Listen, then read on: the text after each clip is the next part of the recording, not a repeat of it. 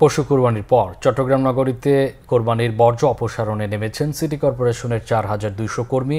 আর নগরীর বিভিন্ন ওয়ার্ড ঘুরে ঘুরে এই পরিচ্ছন্নতা কার্যক্রম সরাসরি তদারক করছেন city mayor doctor Shahadat Hossain.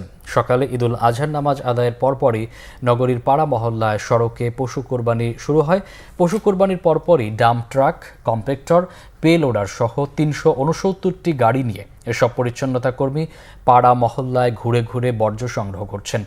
সঙ্গে সঙ্গে পানি ও ব্লিচিং পাউডার ছিটিয়ে কোরবানির স্থানটিকে পরিচ্ছন্ন করা হচ্ছে। বিকেল 5টার মধ্যেই কোরবানির বর্জ্য অপসারণের সময়সীমা নির্ধারণ করেছে চসিক।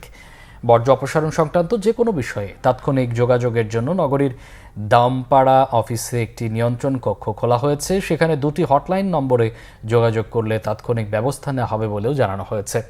এছাড়াও যারা আগামীকাল পশু কোরবানি করবে সেসব বর্জ্য দ্রুততার সাথে পরিষ্কার করে ফেলা হবে বলে জানিয়েছেন সিটি মেয়র।